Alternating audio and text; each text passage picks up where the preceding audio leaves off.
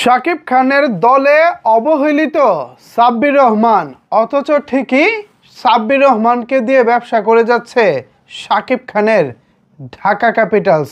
বিস্তারিত জানতে একটি লাইক দিয়ে সম্পূর্ণ ভিডিওটি দেখতে থাকুন।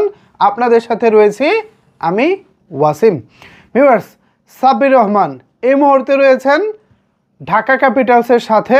আমরা যারা সাব্বির রহমানকে পছন্দ করি, সাব্বির রহমানের খেলা পছন্দ করি, আমরা প্রত্যাশা করেছিলাম ঢাকা ক্যাপিটালসের প্রথম খেলা থেকেই সাব্বির রহমানকে আমরা বিপিএলে দেখতে পাবো।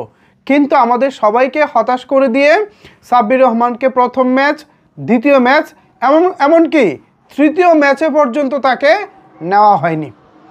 আজকে যেটা দেখলাম, পিকচারটা কবে জানি না, এখন আমি আপনাদেরকে স্ক্রিনে দেখাচ্ছি। এই পিকচারটা আজকে আমার চোখে পড়েছে। এখানে দেখুন, শাকিব খানের রিমার্ক হারলেন ব্র্যান্ডের এক নল যেই সাব ব্র্যান্ডটা আছে, সেই সাব ব্র্যান্ডের একটি বিজ্ঞাপনে সাব্বির রহমানের একটি পরনে টি শার্ট। তো এটা দেখে আমার কাছে যেটা মনে হলো, সাব্বির রহমান তাহলে শাকিব খানের ঢাকা ক্যাপিটালসের ব্যবসায় আছে কিন্তু খেলায় নাই।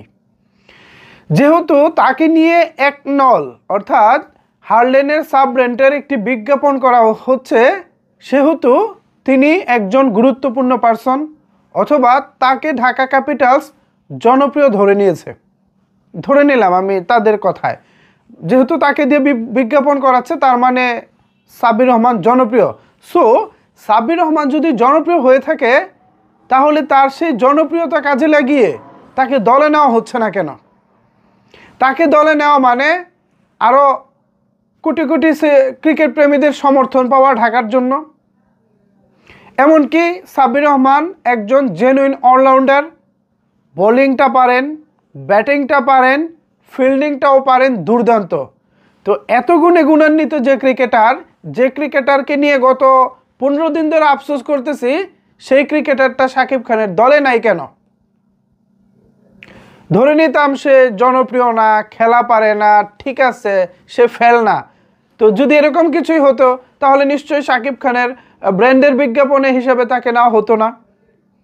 নিশ্চিতভাবেই তার জনপ্রিয়তাকে কাজে লাগানোর জন্যই তো বিজ্ঞাপনে নেওয়া হচ্ছে বা হয়েছে।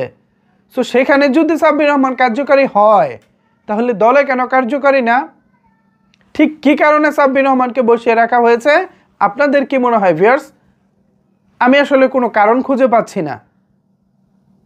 মার্কেটে একটা আলোচনা আছে, অনেকেই বলে যে খালেদ মাহমুদ সুজনের সাথে সাব্বির রহমানের ব্যক্তিগত সম্পর্ক খুব একটা ভালো না, দ্যাটস ওয়াই সাব্বির রহমানকে দলে রাখা হয় না। যদি এই টাইপ কিছু হয়ে থাকে, হলে হতেও পারে, কিন্তু আমি চাই সিলেট পর্ব থেকে প্রত্যেকটা ম্যাচে যেন সাব্বির রহমান ঢাকা ক্যাপিটালসের একাদশে থাকে। শুধু ব্যবসা নয়, আমরা আমাদের প্রিয় তারকাকে চাই মাঠে, এবং সাব্বির রহমান যে ভালো একজন প্লেয়ার সেটা তিনি প্রমাণ করে দিবেন এবারের বিপিএলে। ভিউয়ার্স, এ বিষয়ে যদি আপনাদের কোনো কিছু বলার থাকে, তাহলে অবশ্যই সেটি নিচের কমেন্টস বক্সে জানাতে পারেন।